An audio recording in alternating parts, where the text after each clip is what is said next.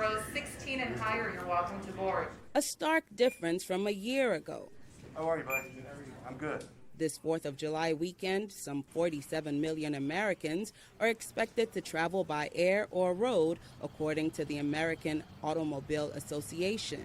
That's a 40% increase from last year. Folks, we're heading into a very different summer compared to last year.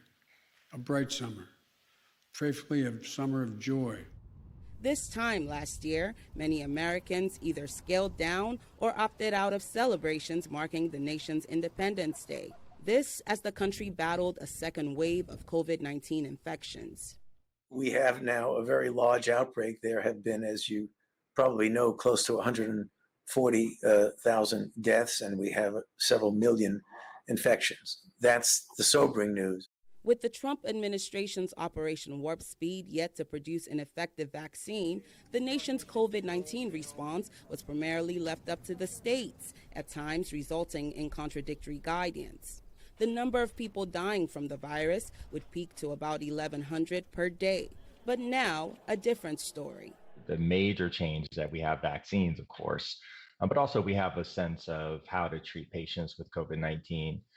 We understand the therapies that we should be using, the ones that don't have the greatest evidence against them. Relax. 3 federally authorized vaccines are now available. And with an aggressive vaccination campaign by the White House, states, and local governments, deaths are down, averaging 256 per day. If you look at who's being hospitalized today, who are the people getting so sick that with COVID that they need to come into the hospital? 90+% of them are unvaccinated or partially vaccinated.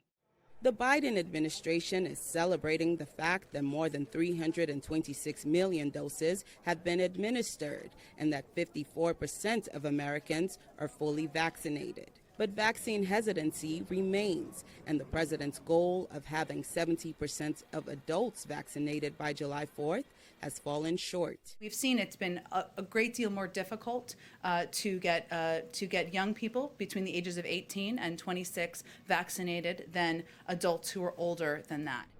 Those who are unvaccinated pose a risk to the general population of spreading new and possibly more harmful COVID mutations, warns critical care doctor Tyson Bell. Could there be another variant down the road that could potentially have the mutation that could help it escape vaccines, and then we have to go back to the drawing board for square one?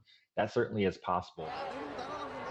Surging outbreaks of the Delta variant have prompted new lockdowns in parts of the world battling record infections and deaths, with more than a quarter of cases in the U.S. now being attributed to the variant.